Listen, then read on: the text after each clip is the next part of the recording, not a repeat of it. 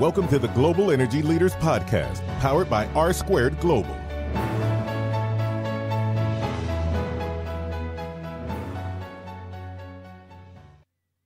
Welcome to another edition of the Global Energy Leaders Podcast. As always, I'm your host, Ryan Ray, episode 41, and the last day of May.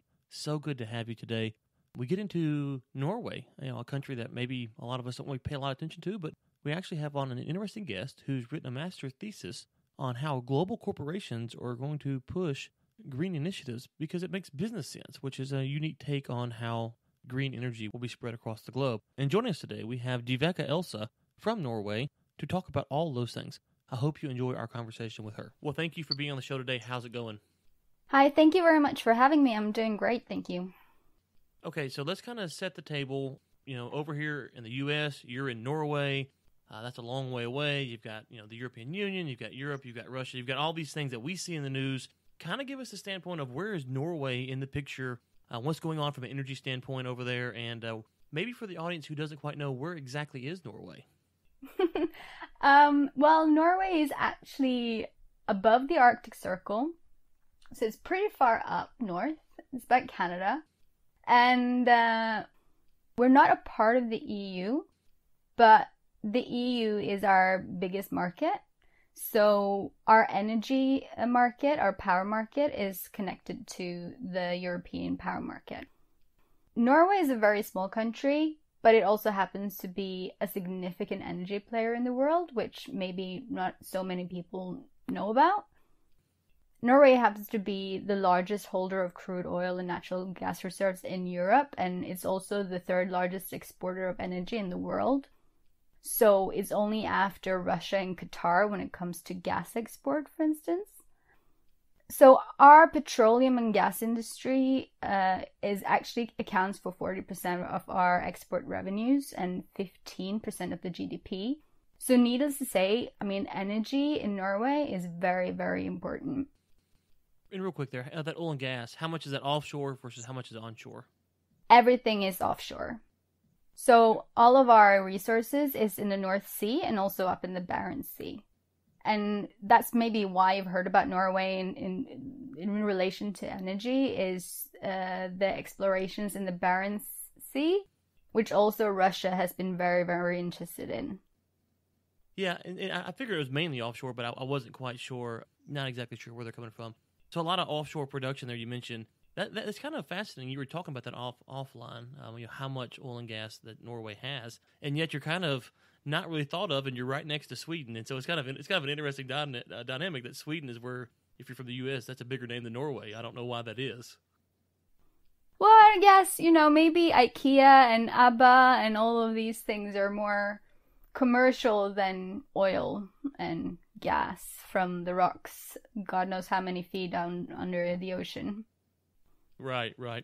Okay, so one of the things that fascinates me about Europe is I see a lot of articles coming out, and I've referenced some earlier on the show, earlier shows, about renewable energies in Europe. And it seems like that Europe is kind of taking the charge and saying, hey, that we want to go to a greener type, renewable type energy segment. What's going on with Norway with that? You said you have big oil and gas exports, but how is renewables working inside of Norway? Well, the thing about Norway is it has a lot of natural resources. So our hydro production, we have a very high, well-developed hydro production. It's a 100-year-old industry in Norway. Our power production is actually 96 to 99% comes from hydropower. So in terms of our electricity, it's basically all hydro. And if you compare that to the global basis, only 1/6 of the power produced in the world comes from hydropower. So, and this is also our hydropower is integrated into the European power grid. So this is a very big asset to the renewable efforts that you see in Europe. It's interesting though, because Norway has this kind of a twin role as a major oil and gas producer, but it's also, a very strong advocate for climate change mitigation. It set a target to achieve climate neutrality by 2030, which is quite ambitious. But in addition to this, just because our electricity and power system sector is already, I'd say, close to 100% green and renewable energy, And where other countries are trying to, or where it's easiest to actually cut emission is from that power sector. So what Norway has to do is actually come up with alternative ways of reducing their carbon emission. So a lot of focus now is on carbon capture and storage technology and more, efficient use of the different industry sectors in Norway. So in that sense, they have Norway has different challenges than other countries, I would say. But there are some really interesting developments when it comes to renewable energy other than hydropower. As I was telling you, Norway has a long tradition of offshore exploration of oil and gas. And we see now that Statoil, which is our state-owned company, has a long tradition of operating offshore. And they're now using their expertise and know-how to develop new renewable energy solutions offshore. So they have this Hywind park, which is actually just kicking off now. And it's basically floating wind turbines outside of Scotland. And it's estimated that this wind farm is going to provide power for 20,000 households in Scotland alone. They also have other offshore wind installations across along the coast of the UK. So it's interesting to see how Norway is now trying to use their expertise on the offshore from the oil and gas industry into something new in the renewable energy. Yeah, I was going to ask you about that because, Norway has a huge coastal, frontage. And I was curious how much of that was, trying to be converted into potential wind energy gathering spots. And so it sounds like y'all are making some steps in that direction. And now solar, how big is solar in Norway? Solar is often not mentioned in Norway when it comes to in energy debates and stuff. But this is actually weird because I don't know if you heard about Rex Solar. It's one of the biggest PV solar panel producers in the world. And it was actually founded in Norway back in 1996. Scatec Solar as well is also Norwegian and has their HQ here in Oslo. And so, we do have key players in solar industry. However, just because the market here is almost saturated when it comes to renewable energy resources. So they are operating abroad from Norway. There are Norwegian companies, but their market is outside of Norway. Okay, so we mentioned a few companies there. We've talked about some geopolitical areas, governments. I know you recently completed a master's thesis. Can you tell us what that's about? Yeah, I'm really proud of my master's thesis. It's dedicated to the green energy transitions and particularly the role that multinational corporations are playing in this. Basically, what we're seeing is that renewable energy is a hot topic for multinational corporations such as Google, Amazon, Apple. They are all trying to limit their CO2 emission. One of the ways they can do that is to actively procure renewable energy. And they're doing this through what we call renewable energy power purchase agreements, which basically means that they are investing into new renewable energy projects, which is effectively adding green energy to the grid.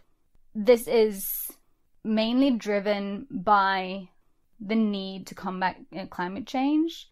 If you look at the renewable energy transition as a sort of a socio-technical, technological transition, we understand that you can implement as many new technologies as you want, but they're only going to actually work if the society as a whole is willing to accept it. And if you think about it, energy that's coming from nuclear energy or oil or gas or what it might be does not really give you any other thing than energy. So it doesn't matter for you if you charge your iPhone on energy that's coming from nuclear or if it's coming from solar. It still charges your iPhone. And because of this, and because, renewable energy has not really been price competitive or cost competitive until very recently. So it is kind of puzzling how big corporations has actively been procuring renewable energy. They are actually actively trying to change the way we see it and the actual need to combat climate change, because this is where it's coming from. And that's nothing new. It's nothing new that we know that climate change is changing the way we see things. However, what I'm trying to focus on in this my thesis is the role that corporations are actually doing. They're lobbying, they're allying up, with their main competitors in order to create this narrative that, procuring renewable energy makes business sense. And when they're doing that, they're sending a very clear signal to investors, to regulators, that this is the way we have to go. And then you have this positive spiral, where more money is put into renewable energy, where regulators are seeing that this is actually going to work, and consumers are happy because they want to be consuming renewable energy as well, because they know it's good for the environment. And this is, for me, I just have to say that this is what we're seeing now, this change in this trend is a massive result of, or is a result of years and years and years of communicating the importance of climate change and to combat climate change. And it also highlights the importance of communicating, of educating, and to continue to demand a cleaner solutions in the future, because it works. And we need to bear that in mind. Yeah, one of the things that before we really started getting into renewables in the show was, from my perspective, when you thought renewables, you thought government, government subsidies, government programs, government really pushing renewables. And the more and more I've dealt with it, I found that there's a lot of small startups to large companies who are in the renewable space, and it does create this competition, which I think is a good thing for the market, to have people who are trying to get the lowest price, to get it out the fastest, and do the highest quality standard that they can. And so, from a U.S. standpoint, that just makes sense because we're capitalists, we're free marketists. How is that going over in Europe, especially Norway? Is that free market kind of spirit in Norway, or is it a little bit of pushback with a little bit more government oversight being wanted by the public? We definitely have. As I was saying earlier, Statoil, for instance, is a state. 62% of the shares of Statoil is government. The same goes with Norsk Hydro, which is the Norwegian hydropower company. I believe our government has more of a hands-on approach than in the US. However, what this dissertation was about was more about, big multinational corporations who are deciding that they want to procure renewable energy. That's how they're going to meet their climate targets, is to procure renewable energy. And so you have big companies such as Amazon, as Apple, and as Google who are saying, listen, okay, I'm happy to put up my business here, but in order for me to do that, you're going to have to provide me with renewable energy. And so real quick, let me interject there, make sure I'm following along. So an Apple or a Google or whoever, they're saying, okay, we'll put an office in spot X, but the government has to provide renewable energy, or are they wanting to bring the renewable energy on the campus and then self-provide it and kind of be off the grid, if you will? That varies, but some places they would say, okay, we will put down our business here, and what a PPA does is that it's basically a guaranteed investment into a renewable energy project. So what they will do, they will sign up for renewable energy and guarantee that they will buy energy produced on that facility for X amount of years. That makes it less risky for renewable energy companies to put up their business there. So when Google comes in and say, okay, we will be here for the next 12 years. We promise that we will only source renewable energy from that wind farm. And then they will say, okay, fine.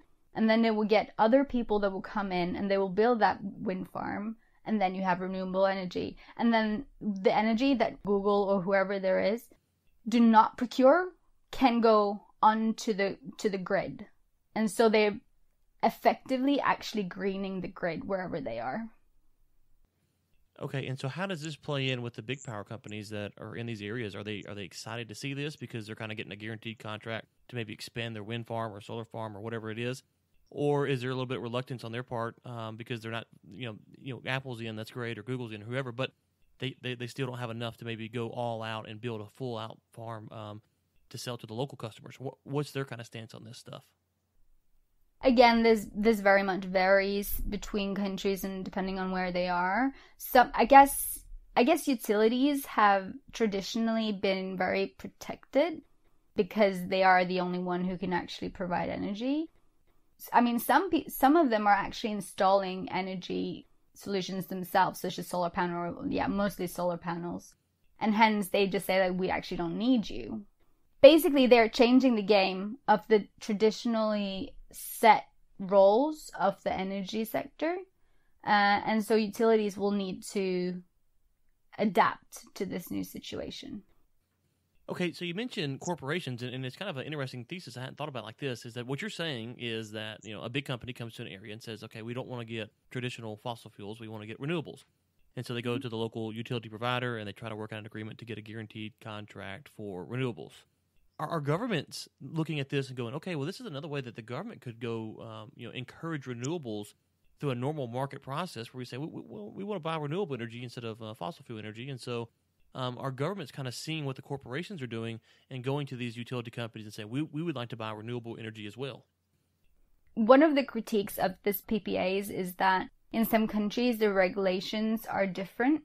And so you will have only the bigger companies are actually able to do it because they have the resources to actually fight through all kinds of local regulations. On the opposite side of that, you could say that these big companies, they are actually paving the way for smaller ones. So there is a job to be done in terms of standardizing contracts basically across the globe if you want to. This is a very good way of providing new energy to areas of the world who doesn't have energy access. Like solar energy is potentially one of the most viable solutions in certain parts of the world. And if big corporations are willing to do this and invest in this, that is a win-win situation.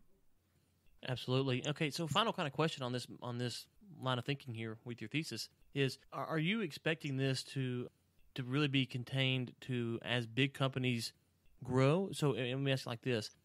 If the global economy is doing really well, we'll see these big corporations, that are going to expand and open new offices and go to new places, and which would help this process. But if big companies aren't expanding, would the mid-sized companies, if you will, the small companies, will they be able to kind of form maybe little coalitions and kind of group together in those time periods to say, you know what, we liked what Amazon was doing when they're here, and we want to keep that momentum moving forward? Or is it really going to take these big, large companies to kind of push this initiative as you see it moving further down the road?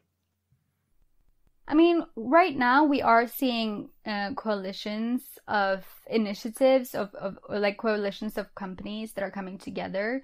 However, this is very much in the beginning. Like, we're at the start phase of this now. It only just kicked off in 2014, leading up to the COP 2021 in Paris. And I mean, so you have initiatives such as the RE100 and Renewable Energy Buyers Alliance. And they are together lobbying towards the supranational organizations such as G8 and G20 and Clean Energy Ministerial and COP 22 and 3 now coming, in order to actually, speak up for the corporations and explaining to the regulators what is needed in order for them to enter markets and in order for them to actually add renewable energy to the grids around the world. And so I guess the next step now would have to be for them to, together with governments around the world, come up with a solution of a standardized contract and persuade as many governments as possible that to actually allow for this to happen at their territory. And then smaller businesses can follow after. Okay, so I want to shift gears just a little bit there. You mentioned earlier that you were on the Global Solar Council. Can you tell us a little bit about what that is and what that does? Yeah. The Global Solar Council is basically a member organization for other solar associations around the world. They had members for basically every part of the world. So obviously China is a big player, Europe, and the US, and Africa as well. And what they're doing is that they're communicating the interest of the solar sector and the solar industry towards big organizations and policymakers, trying to unite the solar voice in the energy, but also in the climate change talks that's going on. It's a very young organization. As I said, it was founded in 2015 at COP21. But as from what I've gathered, it has been something that the industry had wanted for a very long time. So that's really it's a good initiative. Okay, great. Was there anything else that you'd like to plug or promote before we let you go today? No, that's it. Thank you very much. Okay, well, thank you so much for coming on. We enjoyed it, and we hope to hear from you again soon. Thank you. Thank you so much for having me. Thanks again to Dyveke Elset coming on. We really enjoyed the conversation, learned a lot today, and it will be interesting to see where these multinational corporations go over the next few years as this competition for greener energy, accelerates. And so, very interesting stuff. The Global Energy Leaders Podcast is produced by Michael Sims and Chris Prine. Chris Prine also serves as editor for the Global Energy Leaders Podcast. Until next time, keep climbing. Thanks for listening to the Global Energy Leaders Podcast, powered by R2 Global.